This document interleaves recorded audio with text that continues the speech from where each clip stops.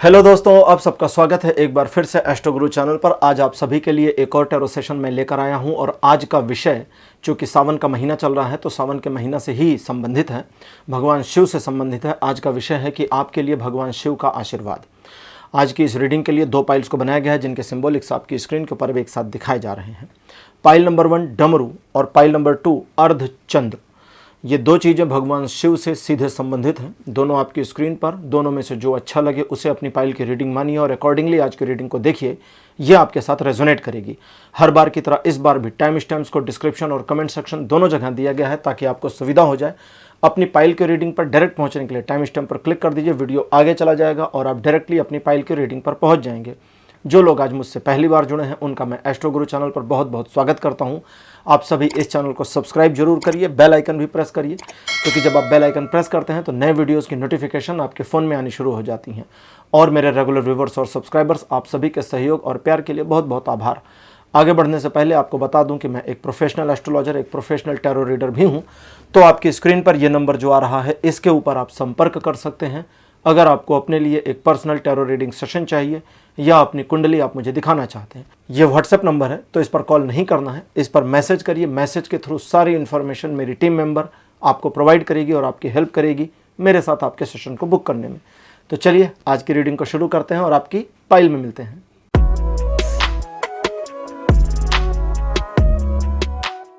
Hello पाइल number 1, आप सबका स्वागत है आपकी रीडिंग में। आपने डमरू को चुना था, मेरे बगल में डमरू को लगा दिया गया है। चलिए आज की रीडिंग को शुरू करते हैं और देखते हैं कि आपके लिए भगवान शिव का आशीर्वाद इस विषय पर टैरो क्या कहते हैं, इनकी क्या गाइडेंस आपके लिए आती है।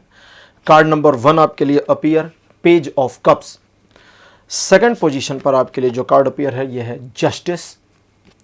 कार्ड नंबर 3 आपके लिए है 5 ऑफ पेंटिकल्स। कार्ड नंबर 4 आपके लिए है द हेरमिट और अंतिम कार्ड आपके लिए जो अपीयर है this one is king of cups.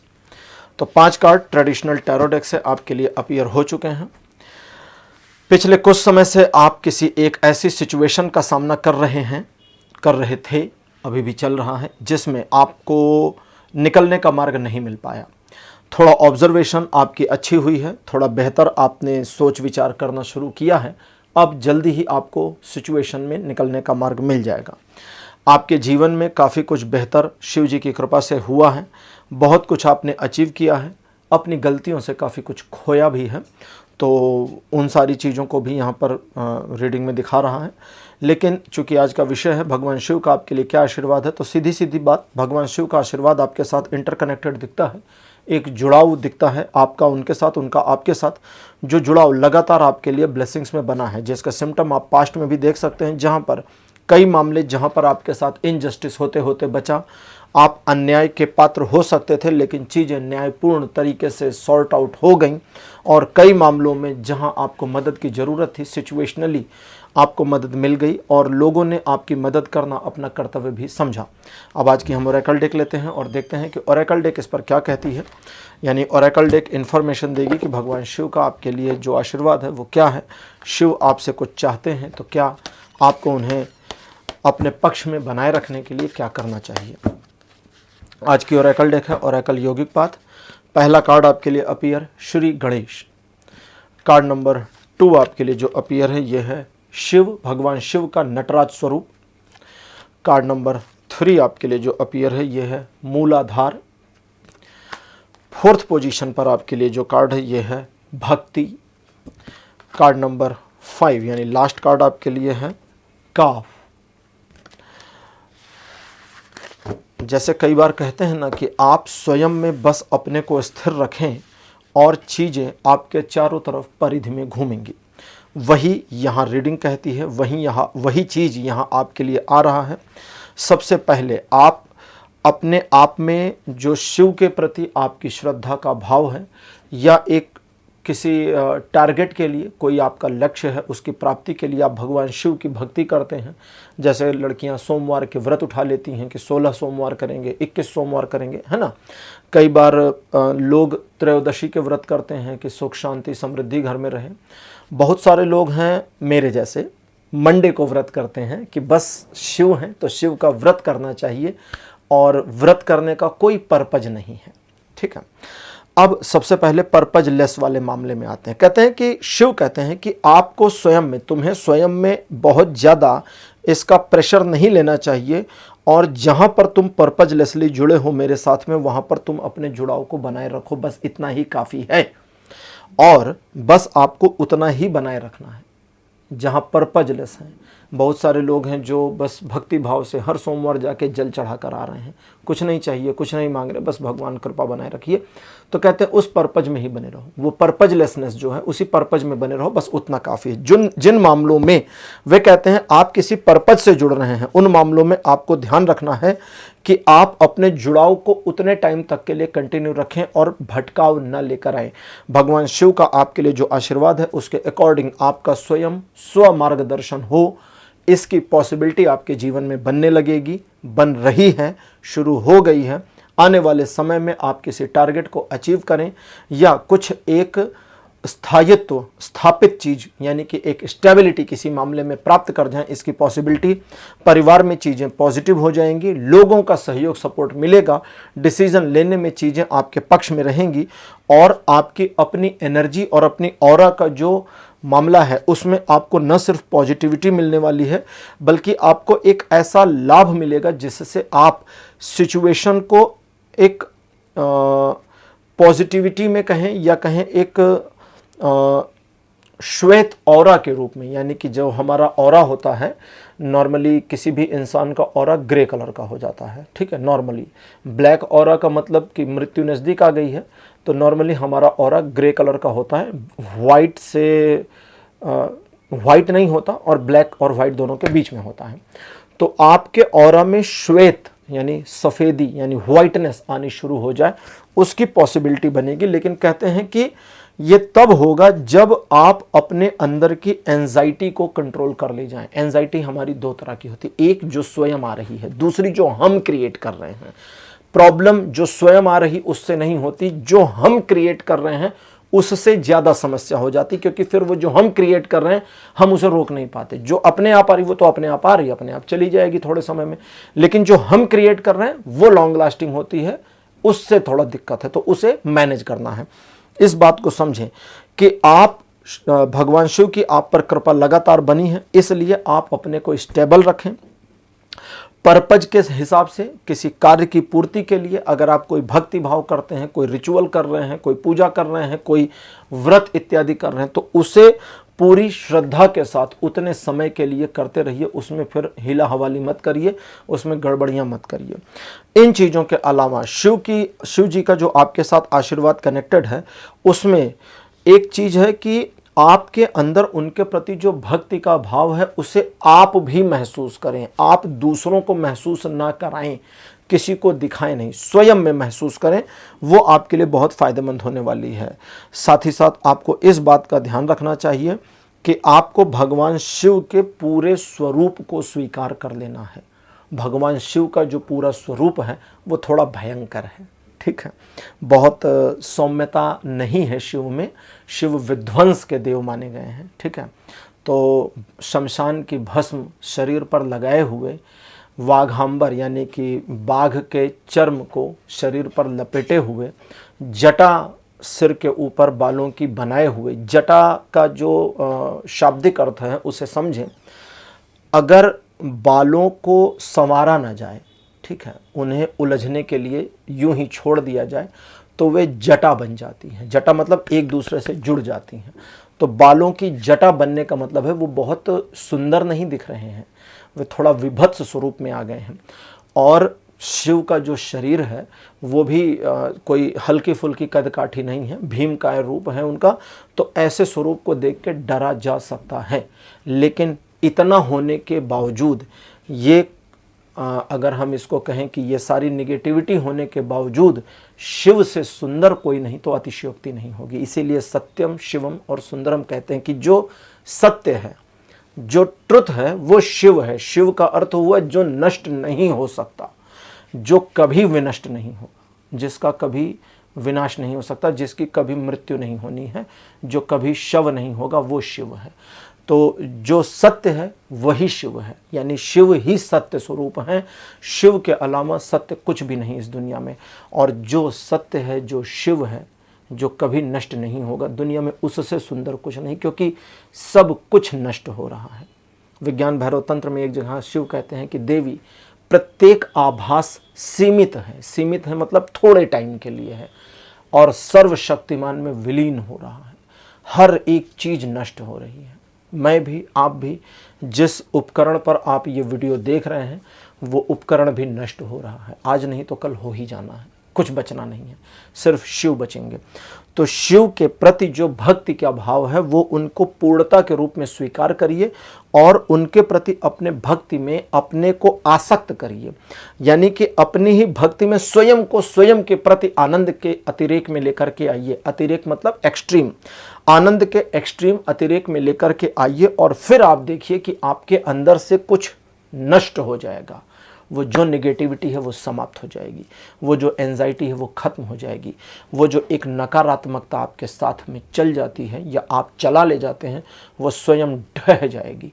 क्योंकि शिव विनाश के देव हैं और वे आपके अंदर की सारी नेगेटिविटी का नाश कर देंगे। करिए, हो जाएगा। फाइल नंबर 1 रीडिंग आपकी कंप्लीट हो गई है। आज की रीडिंग आपको कैसी लगी?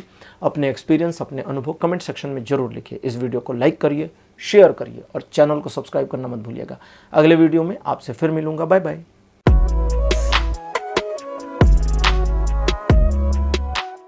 हेलो पाइल नंबर 2, आप सबका स्वागत है आपके रीडिंग में। आपने अर्धचंद्र को चुना था। मेरे बगल में अर्धचंद्र की फोटो लगा दी गई है। अर्धचंद्र, चंद्रमा का आधा स्वरूप अर्धचंद्र। ये भगवान शिव के सिर पर विराजते हैं, या ये कहें कि भगवान शिव ने इन्हें अपने मस्तक पर स्थान दिया है। चंद्रदेव को एक श्राप मिल गया था उनके ससुर के द्वारा कि तुम क्षय रोग से ग्रस्त हो जाओगे। क्षय रोग मतलब ह्रास हो जाएगा। तो बाद में फिर उनको रियलाइज़ हुआ, तो उन्होंने फिर उस श्राप में थोड़ा सा कंसेशन कर दिया। बोले ठीक है, तुम क्षय तो होगा, घटोगे तो, लेकिन फिर बढ़ भी जाओगे। तो चंद्रमा घटता भी है और बढ़ता भी है। तो चंद्रदेव ने इस स्थिति से उबरने के लिए भगवान शिव की तपस्या की। तो शिव ने उन्हें कहा कि देखो, मैं किसी के श्राप को मिथ्या नहीं करूँगा, क्योंकि उनका भी बहुत सम्मान है, लेकिन जो तुम्हारा क्षय होने से जो अपमान और तिरस्कार हुआ है उसे बचाने के लिए मैं तुम्हें अपने मस्तक पर स्थल देता हूँ, अपने सिर पर स्थान देता हूँ। तो चंद्रमा को अपने सिर पर उन्होंने लगा दिया, और जो शिव के सिर पर विराजे फिर तो उसका क्या ही कहना। तो ये प्रिविलेज या कहें ये सौभाग्य 2 लोगों को मिला है। एक चंद्रदेव को मिला और एक माता गंगा को मिला। दोनों शिव के सिर के ऊपर ही हैं, शिव जी के सिर पर विराजते हैं। चलिए रीडिंग शुरू करते हैं और देखते हैं कि भगवान शिव का आपके लिए आशीर्वाद क्या है। कार्ड नंबर 1 आपके लिए है wheel of Fortune. Second position पर आपके लिए है द हायरोफेंट। कार्ड नंबर 3 आपके लिए है 5 ऑफ वॉन्ड्स।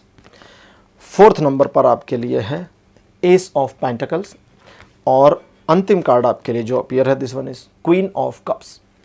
तो 5 कार्ड ट्रेडिशनल टैरो से आ गए हैं। ऐसा दिखता है कि पिछले कुछ लंबे समय का, थोड़ा लंबे मतलब थोड़ा ज़्यादा पीछे हम चले जाएं तो पास्ट में चीज़ें काफ़ी पॉजिटिव और आपके फेवर में रही हैं। आपकी योजनाएं सही चल रही थी, चीज़ें अच्छी थी, सम्मान में वृद्धि हो रही थी और आपके कार्य बनते जा रहे थे। लोग आपके मैनिपुलेशन में भी आ रहे थे, आपकी मदद भी कर रहे थे, लेकिन फिर कुछ ऐसा हो गया कि लोगों ने ही आपकी ऐसी तैसी कर दी, और लोगों का जो एक नेगेटिव अप्रोच आपके साथ में कनेक्ट हुआ, उस नेगेटिव अप्रोच ने अभी भी आपको परेशान करके रखा है।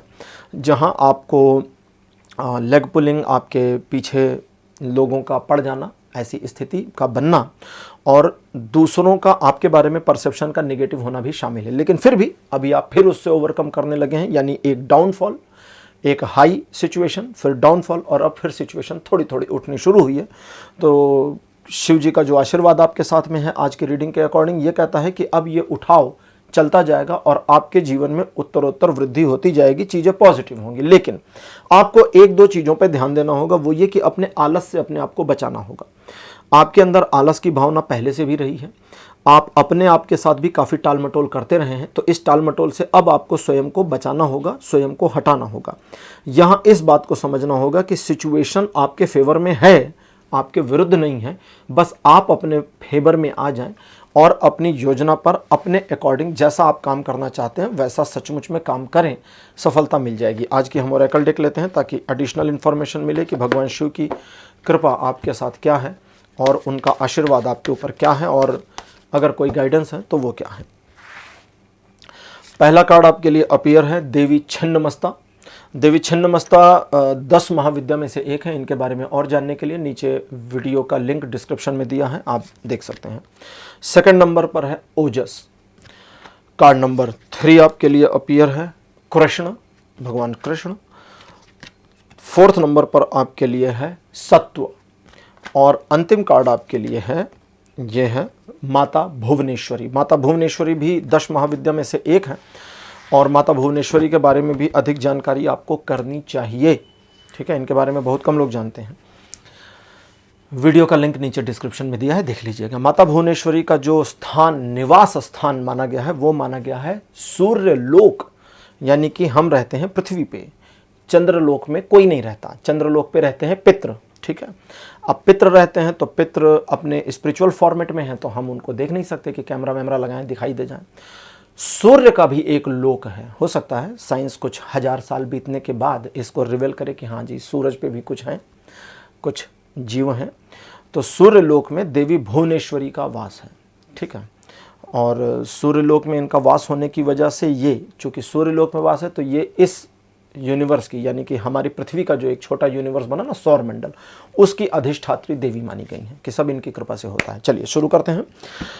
देवी छिन्नमस्ता का जो कार्ड है वो हमें सबसे पहले आपके लिए जो इंडिकेशन देता है वो कहता है कि देखो, जब दूसरे लोग आपके विरुद्ध षड्यंत्र कर रहे हों या आपको उकसा रहे हों या आपका फ़ायदा उठा रहे हैं, तो वहाँ पर नैरो माइंडेड हो जाओ और खुद को देखो और दूसरों को मत देखो। ईगो पर मत जाओ, सिचुएशन को ईगो पर मत लो, नकारात्मकता को आत्मसात मत करो, और मेरी इंसल्ट हो जाएगी ऐसा सोचना बंद कर दो।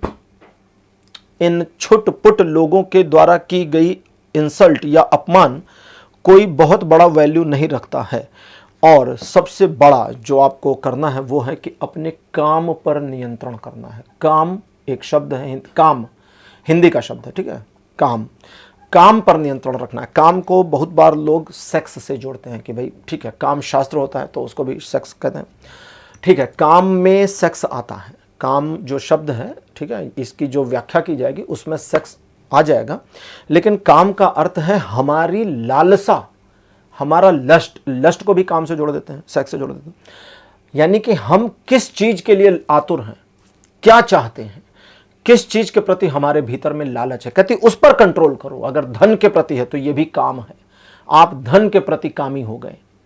किसी के प्रति प्यार में, स्त्री या पुरुष के प्रति आपका आग्रह हो गया कि ये मिल जाए मुझे, तो आप उस स्त्री या उस पुरुष के प्रति कामी हो गए। कुछ लोग पढ़ाई को लेकर बहुत कामी हो जाते हैं, दिमाग खराब हो जाता है, घर वाले पागल हो जाते हैं कि अरे यार ये बंदा, ये पर्सन दिन भर बुक में घुसा, इसको दुनियादारी का पता नहीं। हाँ, किसी से मेरी एक बात हुई थी, किसी के वैवाहिक जीवन में समस्या चल रही थी। मैंने उनको बोला, मैंने कहा भाई किताबों के आगे भी दुनिया है, कभी फिल्म देखने चले जाओ यार, दोनों लोग हैं कहाँ घुसे किताबों में। बोले अब यार फिल्म देखने। मैंने कहा फिर समझो ना, ऐसा थोड़ी है कि सिर्फ बुक्स ही जीवन है, बुक्स भी जीवन है, खाना पीना भी जीवन है, फिल्में देखना भी जीवन है। हर चीज हमारे लिए है, ऐसा नहीं कि हम किसी एक में। कुछ लोग फिल्में देखने के आदी हैं तो उसी में कामी हो गए हैं, पता चला कि एकदम जुट गए हैं। तो अपने को काम से थोड़ा सा हटाना है, दूर करना है, और दूर ही नहीं करना है। नहीं नहीं नहीं नहीं नहीं नहीं, गड़बड़ हो गई। देवी कहती है नहीं नहीं ऐसा नहीं है बेटा, दूर नहीं करना है, काम के प्रति सचेतता लानी है, और तुम्हें काम को अपने वश में करना है कि वो तुम्हें कंट्रोल ना करे, वरन तुम उसे कंट्रोल करो। ये करना है, इसको ध्यान दीजिएगा। अब कहती हैं कि ये कर लिया तो तुम्हारे अपने ओजस में वृद्धि हो जाएगी।